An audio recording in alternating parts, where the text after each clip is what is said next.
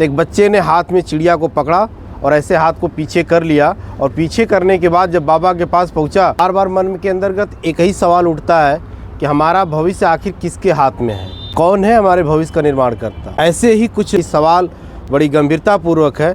तो एक छोटी सी कहानी है जो कि हमें बहुत कुछ सिखा करके जाती है। कुछ बच्चों ने जिद किया कि हम एक बाबा के पास चलते हैं, उस बाबा से पूछते हैं, वो बहुत ज़्यादा ज्योतिषी हैं, बहुत सारी चीज़ों के बारे में बताते हैं और जो चीज़ें बताते हैं वो सही होती है। तो एक बच्चे ने हाथ में चिड़िया को पकड़ा और ऐसे हाथ को पीछे कर लिया और पीछे करने के बाद जब बाबा के पास पहुंचा, बच्चों ने एक सवाल किया, बाबा आप ये बता सकते हैं कि मेरे हाथों में क्या है। बाबा ने बताया कि आपके हाथों में चिड़िया है। बच्चे ने कहा ये तो मैं भी जानता हूँ कि चिड़िया है, लेकिन मैं आपसे ये जानना चाहता हूँ कि हमारे हाथ में जो चिड़िया है वो जिंदा है या मर चुकी है। तो बच्चों के जो हाथ में चिड़िया थी वो जिंदा थी और उनको ये था कि बाबा को गलत साबित करना है। अगर बाबा ने अगर ये बता दिया कि चिड़िया जीवित है तो हम हाथ में पीछे से ही दबा देंगे, चिड़िया मर जाएगी। उन्होंने बताया कि चिड़िया मर चुकी है तो हम छोड़ देंगे, ऐसे उड़ जाएगी। किसी भी तरह से उन्हें गलत साबित करना था। ये बात बाबा ने भली भांति समझ चुके थे कि बच्चों के दिल दिमाग और मन मस्तिष्क में चल क्या रहा है, वो करना क्या चाहते हैं। तो इसलिए उन्होंने एक ही बात बोला।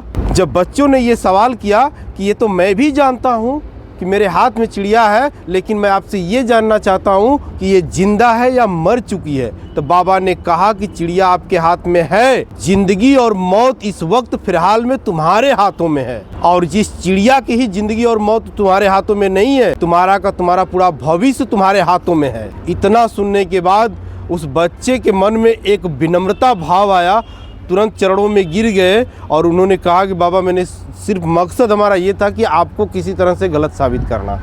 बाबा ने कहा आपका मकसद चाहे जो कुछ भी रहा हो, हमारा मकसद सारा उद्देश्य सिर्फ एक था कि आप अपने भविष्य को समझें, आप अपने चीज़ों को समझें, उसके बाद आप उस राह पे चलें ताकि आपका भविष्य निर्माण करें, क्योंकि आपका भविष्य हमारे देश का भविष्य है। और ये बात बच्चों ने जब सुना तो हमें बहुत बड़ी प्रेरणा मिली। और जी हाँ, ये सच्चाई है जीवन के अंदर कि आज का ही भविष्य चाहे हमारा हो चाहे आपका हो, हमारे हाथों में है।